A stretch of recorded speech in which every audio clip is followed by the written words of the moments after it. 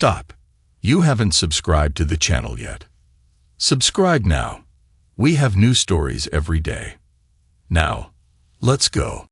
Grayson Ford drummed his calloused fingers on the steering wheel, his eyes fixed on the modest two-story house he called home.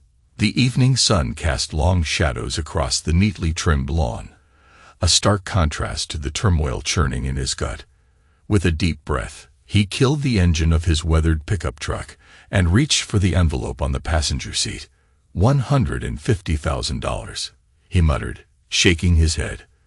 This better be the end of it. The weight of the envelope, filled with documents confirming the final payment of his mother-in-law's debt, felt like lead in his hand. Grayson's jaw clenched as he remembered the countless overtime hours, the side jobs, and the sacrifices he'd made to clear Beatrice's name. All for family, all for Elena. As he stepped out of the truck, the cool Raleigh air nipped at his skin.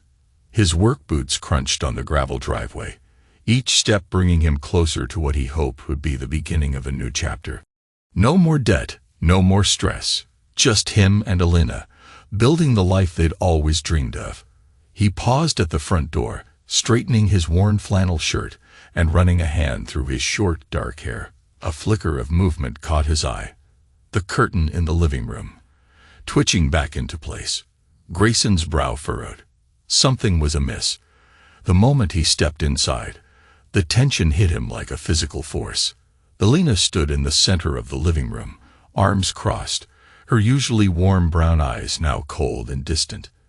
Beside her, perched on the edge of the sofa like a bird of prey, sat Beatrice. Her hawk-like gaze was fixed on the envelope in Grayson's hand. "You're late," Elena said flatly. Grayson's eyes narrowed. "Traffic was bad, but I got the final payment. It's done, Beatrice.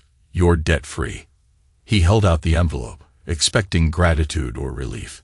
Instead, Beatrice snatched it from his hand, her red lacquered nails a stark contrast to the crisp white paper. "Well, it's about time you came through," she said, leafing through the documents. "I was beginning to think you'd never follow through." Grayson bit back a retort and turned instead to his wife. "Elena, honey, what's going on? I thought we'd celebrate tonight. This is a big deal for us." Elena's laugh was sharp and humorless. "Celebrate? Oh, Grayson. Always so simple." The word hit him like a slap. Grayson took a step back, studying his wife's face. The woman before him suddenly seemed like a stranger, hard edges and cold disdain, where there had once been warmth and love. "What's that supposed to mean?" he asked in a low voice. Elena sighed, uncrossing her arms and reaching for a sleek leather handbag on the coffee table. "It means, Grayson, that while you've been busy playing the hero, paying off your mother-in-law's debts, I've been making plans of my own." Grayson's heart rate picked up, a sick feeling growing in the pit of his stomach. "What kind of plans?" "The kind that don't include you," Elena replied. Beatrice chimed in with a smirk playing at the corners of her overly enhanced lips. Elena shot her mother a glare before turning back to Grayson. "I've met someone, Grayson. Someone who can give me the life I've always wanted." "The life you—" Grayson started. "Well, you've tried. I'll give you that. But it's not enough. It's never been enough." The room seemed to tilt on its axis. Grayson gripped the back of a chair, his knuckles turning white. "You're having an affair?" he demanded. "Don't act so shocked," Elena said, rolling her eyes. "Did you really think I'd be content with this?" She gestured around the modest living room, her lip curling in disgust. The tiny house, the budget vacations, always scraping by. Grayson's shock quickly gave way to anger. "We built this life together, Elena. Everything I've done for us, for our future." Elena snapped. "Well, my future is with Damian Rivers now." Damian Rivers, his name hit Grayson like a punch to the gut. Damian, about whom he'd heard whispers regarding questionable business practices. "You're leaving me for that scoundrel?" Grayson asked, his voice rising with hurt and betrayal. Elena's eyes flashed. "That scoundrel has more ambition in his little finger than you have in your entire being. He understands me, Grayson. He knows what I need. And what about what I need? Grayson's voice rose further, the pain bubbling over. I've given everything for this family. I just paid off your mother's massive debt. For heaven's sake, Beatrice cleared her throat. Consider it your parting gift, a token of appreciation for services rendered. She looked at him coolly. You knew about this. You let me pay off your debt knowing Elena was planning to leave. Beatrice shrugged, examining her manicure. A mother always looks out for her daughter's best interests. And let's face it, Grayson, you were never going to be enough for my Elena. The room fell silent, the weight of their words hanging in the air. Grayson's mind raced, piecing together 1,000 little moments. The late nights at open houses, the new clothes, the sudden interest in high-end restaurants. He'd been blind, so focused on providing that he'd missed the signs of his crumbling marriage. How long? He asked, his voice barely above a whisper. Elena hesitated, a flicker of something, guilt, perhaps regret, crossing her face. 6 months, she finally admitted. The betrayal cut deep, but Grayson refused to let them see him break. He took a deep breath and squared his shoulders. When he spoke, his voice was eerily calm. Then all of you need to leave. Elena blinked, clearly taken aback by his composure. What? You heard me, Grayson said, his eyes hard. If you're choosing him, if this is really what you want, then get out. Both of you. Now. Beatrice stood, her face a mask of indignation. Now see here, Grayson. You can't just. I can, and I am. Grayson cut her off. This is my house. My name is on the mortgage. You want to throw away our marriage for some rich lawyer. Fine, but you don't get to do it under my roof. Elena's smugness faltered, replaced by a flicker of uncertainty. Grayson, be reasonable. We need time to what? Grayson's laugh was bitter. To pack up everything you want to take to your new life. To strip this place bare like you've stripped away every ounce of trust one had in you. No, you made your choice. Now live with it. He strode to the front door and yanked it open. Get out for a moment. Neither woman moved. Then, slowly, Elena reached for her bag. Fine, she said, her voice tight. We'll go to Damien's. His parents have plenty of room. Of course they do, Grayson muttered. As Elena and Beatrice gathered their things, an uncomfortable silence fell over the room. Grayson stood by the door, arms crossed, watching as his wife, soon-to-be ex-wife, prepared to walk out of his life. Just before stepping over the threshold, Elena paused.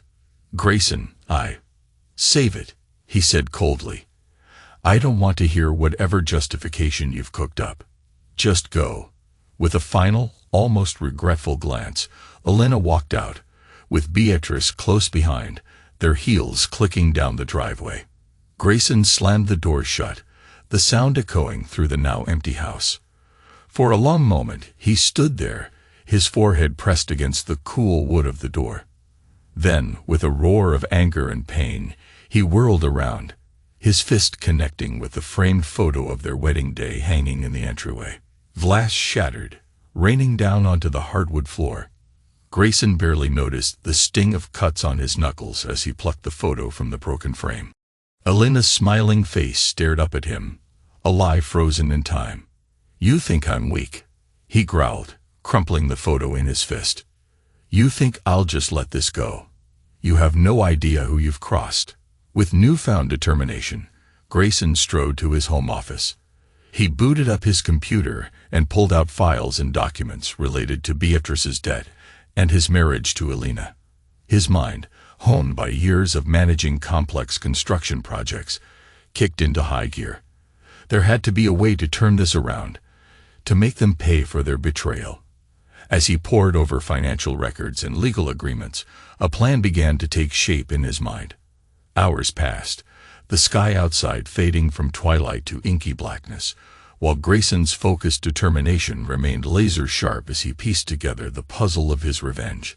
It was nearly dawn when he finally leaned back in his chair, a grim smile playing at the corners of his mouth.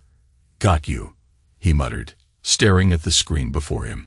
There, buried in the fine print of the loan agreement he'd signed to cover Beatrice's debt, was salvation, a clause that would nullify the entire payment if Elena violated their marital contract. Grayson's eyes gleamed with a mix of triumph and barely contained rage. They had thought they had won, thought they could discard him like yesterday's trash. But they had underestimated him. Gravely, as the first rays of sunlight began to creep through the blinds, Grayson Ford made a solemn vow to himself. He would not rest until justice was served, until Elena, Beatrice, and his scoundrel Damian Rivers felt the full weight of their actions. Let them think they had broken him. Let them believe he was defeated. Grayson would play the part of the wronged, passive husband for now, but behind the scenes he would be meticulously crafting their downfall. With renewed purpose, Grayson began to gather evidence of Elena's affair. Phone records, credit card statements, social media activity, anything that could prove the violation of their marital contract. His years in construction had taught him the value of attention to detail, and now he applied that skill with ruthless efficiency. Days turned into weeks as Grayson threw himself into his work, presenting a facade of a man struggling to cope with the end of his marriage. But beneath the surface, he was a man possessed, driven by a singular goal. It was at a mutual friend's barbecue that he first came face to face with Elena since that fateful night. She was radiant, hanging on the arm of a tall, polished man whom Grayson assumed must be Damian Rivers. Steeling himself, Grayson approached the couple, plastering on a smile that didn't quite reach his eyes. "Elena," he said in a carefully neutral tone, "you're looking well." Elena started, clearly caught off guard by his presence. "Grayson, I didn't expect to see you here." "Clearly," Grayson replied dryly. He turned to Damian, extending a hand. "And you must be the famous Damian Rivers. I've heard so much about you." Damian's handshake was firm, his smile oily. "Likewise, Grayson. I hope there are no hard feelings between us. These things happen, don't they?" It took every ounce of Grayson's self-control not to confront the smug man right then and there. Instead, he shrugged, affecting an air of resigned acceptance. "You're right. They do happen. I just hope you two are happy together. That's all I ever wanted for Elena." He saw a flicker of surprise, and was that guilt in Elena's eyes? "Good," he thought. "Let her believe I'm taking the high road. It will only make my eventual revenge that much sweeter." As he turned to walk away, Grayson paused and looked back at Elena. "Oh, and Elena, I'm sorry," he said with forced solemnity. "Sorry," she echoed, confusion evident in her voice. Grayson nodded slowly. "For whatever I did to make you unhappy for not being enough. I hope you find what you're looking for with Damian." With that, he walked away, leaving a stunned Elena in his wake. As soon as he was out of sight, Grayson's facade crumbled, his hands balled into fists at his sides. The encounter had been a necessary strategic move to lull them into a false sense of security, but it had cost him by reopening wounds that were far from healed. That night, as he sat alone in his empty house, Grayson redoubled his efforts. He dug deeper into Damian Rivers' background, leveraging contacts and calling in favors to uncover the man's secrets. What he found made his blood run cold. Damian Rivers, it seemed, was no stranger to fraud. Using his parents' connections and reputation as a shield, he had been involved in a series of shady real estate deals and investment schemes. Grayson's construction background gave him unique insight into the world of property development, and he could see the web of lies and deceit that Damian had woven. As the pieces of the puzzle fell into place, Grayson felt a surge of dark satisfaction. Damian hadn't just stolen his wife.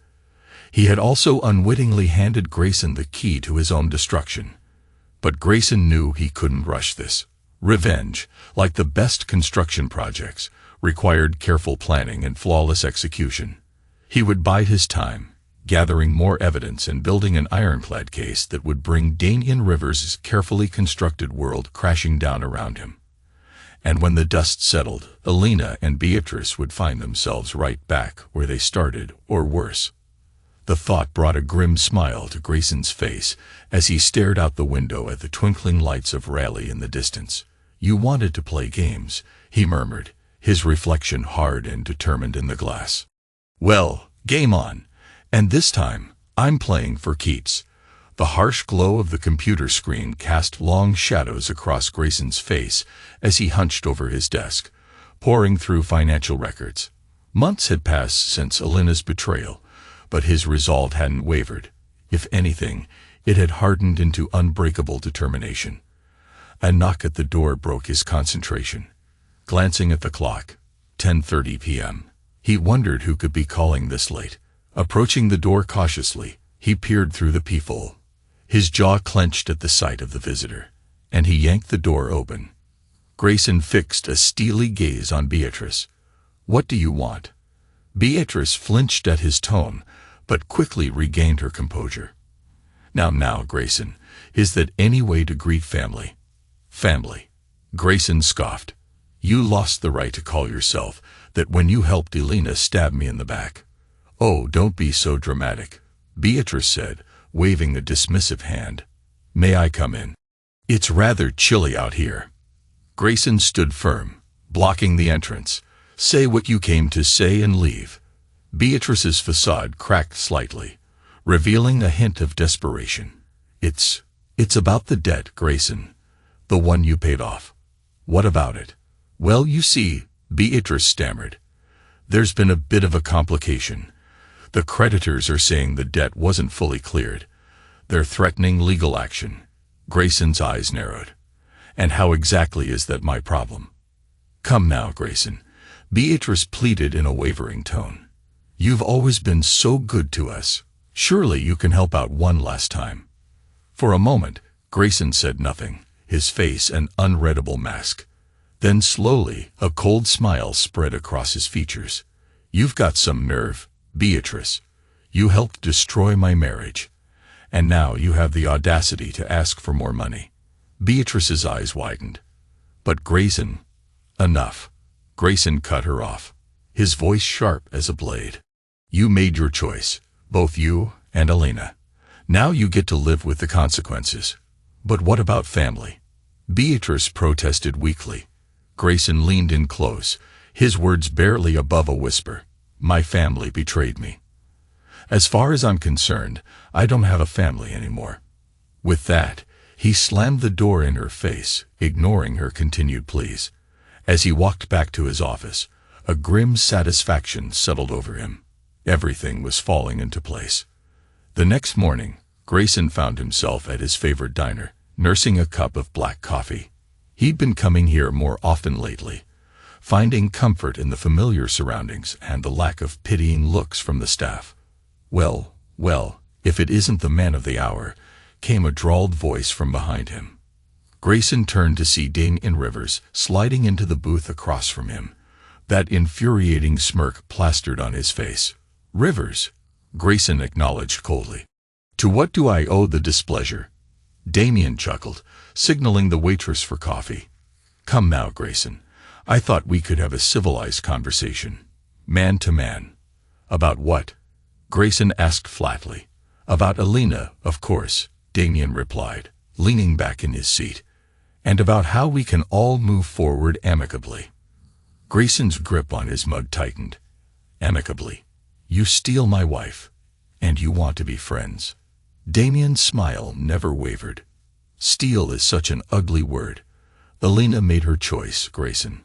I'm just here to ensure there are no lingering issues." "What's that supposed to mean?" Grayson demanded, leaning forward. Damian's voice dropped low. "It means, Grayson, that it would be in everyone's best interest if you simply let go. Move on. Stop digging into things that no longer concern you." Grayson's eyes narrowed. "And if I don't?" "Let's just say things could get unpleasant for everyone involved," Damian said casually, though his eyes were hard. For a long moment, the two men stared at each other, the tension palpable. Then, slowly, Grayson said, "Thanks for the chat, Rivers, but I think we're done here." As he walked away, Grayson could feel Damian's eyes boring into his back.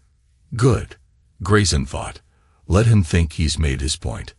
Little did he know, he'd just confirmed everything I suspected. Back at home, Grayson threw himself into his research with renewed vigor. Damien's veiled threat had only strengthened his resolve. He was close to something big, he could feel it. As he combed through financial records and property deeds, a pattern began to emerge. Damien wasn't just involved in a few shady deals. He was at the center of a complex web of fraud and deceit, using his parents' reputation and connections to cover his tracks. Grayson's phone buzzed, startling him from his focused state. An unknown number flashed on the screen. "Hello," he answered cautiously. "Is this Grayson Ford?" A woman's voice asked. "Who's asking?" "My name is Lydia Rivers," the voice replied. "I believe we have a mutual interest to discuss." Grayson's breath caught in his throat. "Rivers? Could this be?" "I'm listening," he said carefully. "Not over the phone," Lydia insisted. "Can you meet me? There's a coffee shop on 5th and Main in an hour." Grayson hesitated, weighing his options. This could be a trap, but it could also be the break he'd been waiting for. "I'll be there," he finally said. An hour later, Grayson sat in a corner booth of the bustling coffee shop, scanning the crowd.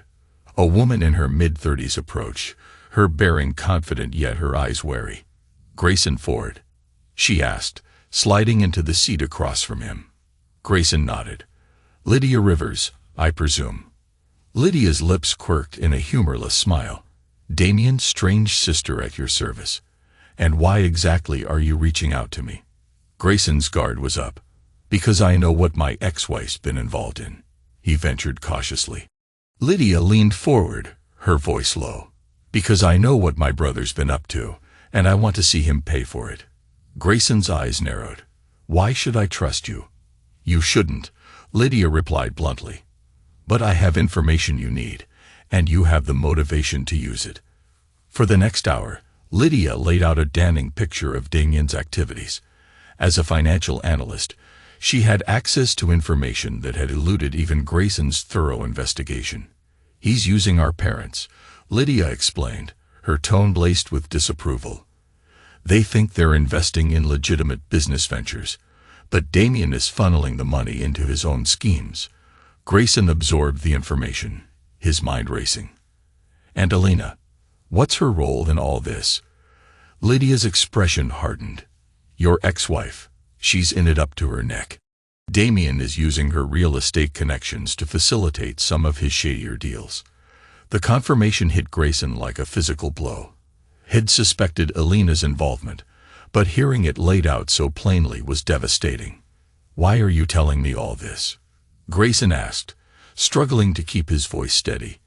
Lydia met his gaze, determination and regret mingling in her eyes. "Because someone needs to stop him. And you, Grayson Ford, have more reason than anyone to want to see my brother fall." As Grayson left the coffee shop, his head spun with new information and a renewed sense of purpose. He had the pieces now. He just needed to put them together. Over the next few weeks, Grayson worked tirelessly, corroborating Lydia's information with his own findings. He built a meticulous case, documenting every fraudulent deal, every manipulated contract. It was during this time that he received an unexpected visitor. One Saturday afternoon, the doorbell rang, and Grayson opened it to find Alina standing on his porch, looking uncomfortable. "Alina," he said carefully, "what brings you here?" She fidgeted with her purse strap, avoiding his gaze. "Hi, I needed to talk to you, Grayson. Can I come in?" Against his better judgment, Grayson stepped aside and allowed her to enter. They stood awkwardly in the living room, the ghost of their shared past hanging heavy in the air. "Well," Grayson prompted when Alina remained silent. She took a deep breath. "I made a mistake, Grayson, leaving you. It wasn't what I thought it would be." Grayson's jaw clenched. "And what exactly did you think it would be, Alina?" "I don't know," she exclaimed, throwing up her hands. "Exciting. Glamorous. But Damien, he's not who I thought he was." "And who did you think he was?" Grayson asked harshly. "A knight in shining armor. come to rescue you from your boring life with me." Elena flinched at his tone. "That's not fair, Grayson. It's not fair." "You want to talk about fairness?" Grayson interrupted, his carefully maintained composure beginning to crack. "Was it fair when you threw away our marriage for a man you barely knew? Was it fair when you let me pay off your mother's debt, knowing you were planning to leave?" Tears welled in Elena's eyes. "I'm sorry, Grayson. I know I hurt you. But I'm here now, trying to make things right." For a moment, Grayson allowed himself to remember the woman he'd once loved, the life they had planned together.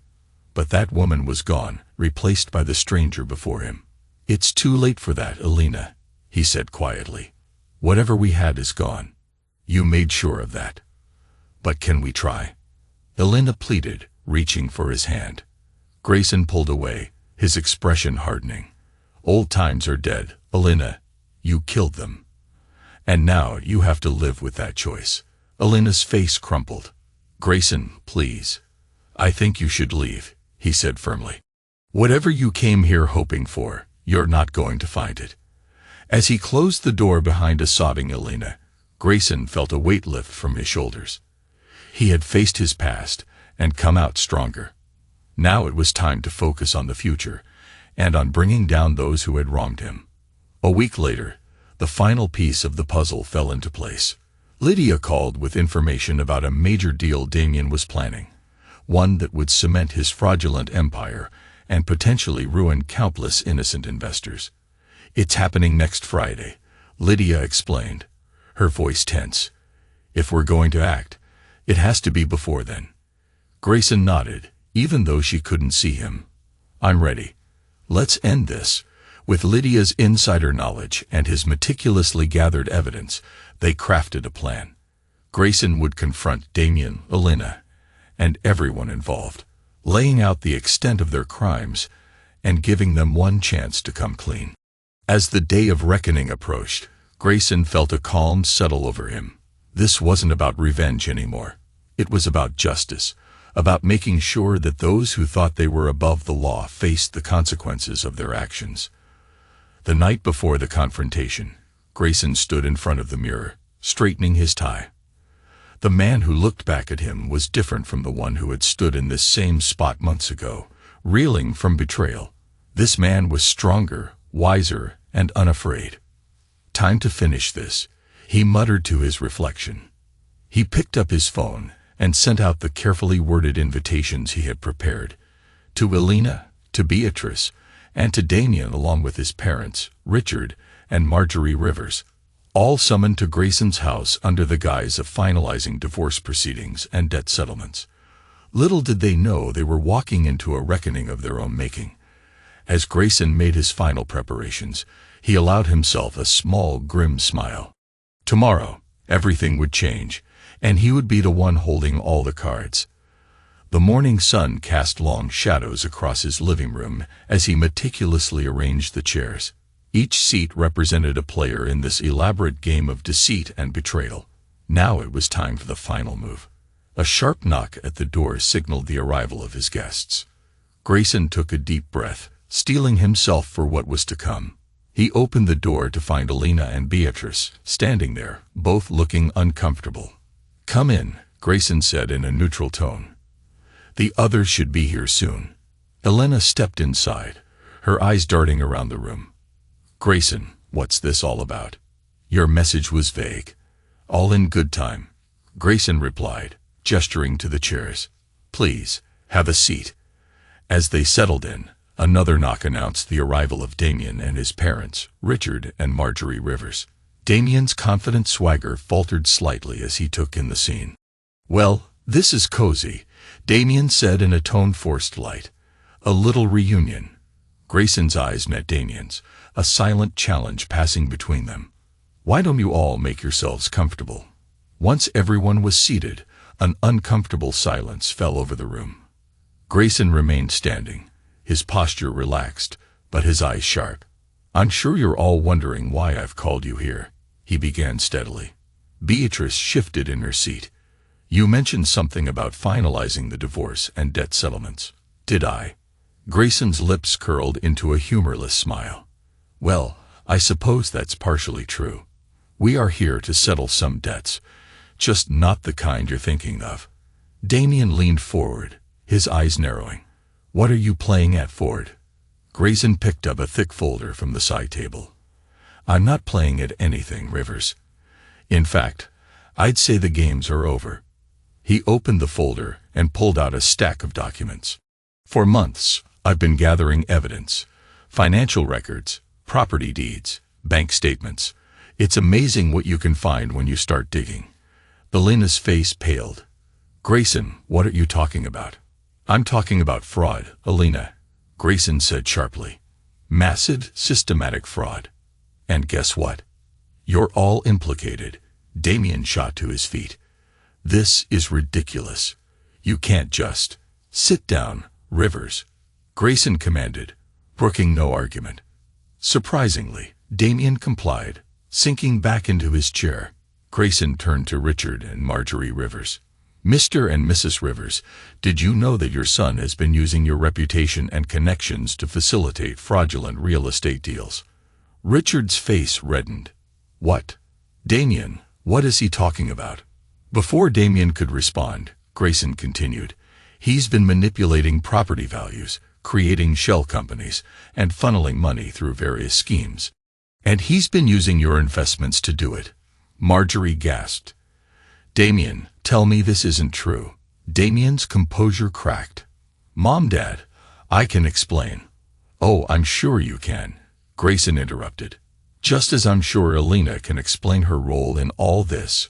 All eyes turned to Elena, who looked as if she might be sick. I didn't know, she stammered. Damien told me it was all legitimate. Grayson's laugh was bitter. Come on, Elena. You're smarter than that. Or at least I thought you were. He pulled out another document. This is a record of all the properties you helped flip for Damien. Funny how they all seem to be owned by the same shell companies, isn't it? Beatrice stood up, her face a mask of indignation. Now see here, Grayson. You can't just accuse people without proof. Oh, I have proof, Beatrice. More than enough to bury every one of you. Grayson turned back to the Rivers. Your son has been lying to you, using your money and your name to build his little empire of sand. And when it all comes crashing down, which it will, you'll be left holding the bag. Richard Rivers' face went from red to ashen. Damien, is this true? Have you really been stealing from us? Damien's cool demeanor had completely evaporated. Dad, I can fix this. I just need a little more time. Time. Grayson scoffed. Time for what, Damien? To dig yourself in deeper. To drag more innocent people into your schemes. He turned to address the room at large. I've spent months putting this all together. Every fraudulent deal, every manipulated contract, every cent that's been misappropriated. It's all here. Grayson held up a USB drive. And it's all ready to be sent to the SEC, the FBI, and every major news outlet in the country. The room erupted into chaos. Damien lunged for the USB drive, but Grayson easily sidestepped him. Elena burst into tears while Beatrice shouted accusations. The Rivers sat in stunned silence, the weight of the revelations crushing down on them. Enough. Grayson's voice cut through the noise, silencing everyone. Sit down. Reluctantly, they complied. Grayson looked at each of them in turn, his gaze unflinching. Here's what's going to happen. His voice turned low and intense. Damien, you're going to confess everything to your parents and to the authorities. You're going to make restitution to everyone you've defrauded, including your own family. Damien's face twisted with rage. And why the hell would I do that? Grayson's smile was cold. Because if you don't, I'll release everything I have. Your career will be over. Your reputation destroyed. You'll spend the next decade in federal prison, if you're lucky. He then turned to Elena and Beatrice. And as for you two, Elena, you're going to resign from your real estate firm and come clean about your involvement in Damien's schemes. Elena's eyes widened and panicked. But my career is the least of what I should be worried about. Grayson finished for her, and Beatrice, That debt you so conveniently forgot about. It's coming back to haunt you. Beatrice's face paled. What do you mean? Grayson pulled out another document. Remember that clause in the loan agreement? The one that said the payment would be nullified if Alina violated our marital contract. Well, guess what? Adultery counts as a violation. He slammed the paper down on the table. The entire $150,000 is back in your name, Beatrice, plus interest. Beatrice slumped in her chair, the fight going out of her. But I can't pay that. I don't have the money. Not my problem, Grayson said coldly. You should have thought of that before you helped destroy my marriage. He turned back to the group. You all have a choice to make. Come clean, face the consequences of your actions, and try to make things right, or I release everything and watch your worlds burn. The room fell silent as the weight of Grayson's words sank in. Damien was the first to speak, his voice barely above a whisper. You're bluffing, he said. Wouldn't I? Grayson cut him off sharply. You took everything from me, Damien, my wife, my trust, my future. Did you really think I'd just roll over and take it? He leaned in, his voice low and dangerous. I'm not bluffing. This is today, one way or another. The only question is how much damage you're willing to take with you. Richard Rivers cleared his throat, his voice shaky. Damien, son, is what he's saying true? Have you really been? Damien's shoulders slumped in defeat. Dad, I'm sorry. I never meant for it to go this far. I thought I could fix it, make it all work out. Marjorie let out a choked sob. Oh, Damien, what have you done? Grayson watched the scene unfold, feeling a grim satisfaction. He turned to Alina, who was staring at him with a mixture of fear and awe. Save it, Alina, he said coldly. Your apologies mean nothing to me now. Beatrice, who had been uncharacteristically quiet, suddenly spoke up. You can't do this, Grayson. We're family. Grayson's laugh was hollow. Family. You lost the right to call yourself that when you helped Elena stab me in the back. You made your choices, Beatrice, and now you have to live with them. He addressed the room once more. You have 24 hours to start making things right. Damien, you'll turn yourself in to the authorities. Elena, you'll resign from your firm and provide a full statement about your involvement. Beatrice, you'll make arrangements to repay the debt. Damien's eyes flashed with one last spark of defiance. And if we don't? Grayson's smile turned cold. Then I push this button, he said, holding up his phone. And everything goes public. Your careers, your reputations, your freedom. It all goes up in smoke. He walked to the front door and opened it. You all know the way out. I suggest you use the next 24 hours wisely. One by one, they filed out, each lost in their own thoughts. At the threshold, Damien paused and turned back to Grayson. You know, he said, a hint of his old arrogance creeping back into his voice. For someone who claims to be better than us, you've turned out to be quite the vindictive scoundrel. Grayson met his gaze unflinchingly. The difference, Damien, is that I'm not doing this for personal gain. I'm doing it because it's right. Because actions have consequences, and it's time you all faced yours. With that, he closed the door, shutting out Damien and the others.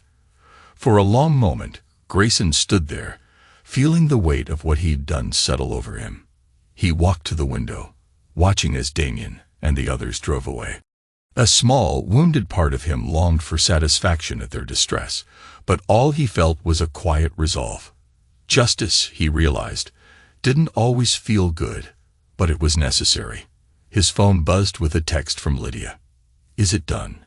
Grayson typed back a simple reply. Yes, it's over. As the sun began to set, casting long shadows across his living room, Grayson allowed himself a moment of reflection. He thought about the man he'd been when this all started, perhaps naive, but fundamentally good. Had that man survived the crucible of betrayal and vengeance? He wasn't sure. But he knew one thing with absolute certainty. He would never allow himself to be a victim again. Grayson walked to his home office, where the evidence from his months-long investigation was spread out across his desk. Carefully and methodically, he began to pack it all away, not to hide it, but to close this chapter of his life. He meant what he'd said about going public if they didn't comply, yet he also wished to move on. As he worked, his mind drifted to the future. The construction company he'd been neglecting in his pursuit of justice now called for his attention. There were projects to oversee, teams to lead, a life to rebuild. The wounds inflicted by Alina's betrayal and Damien's machinations would take time to heal, but Grayson was nothing if not resilient. He had weathered the storm and come out stronger for it.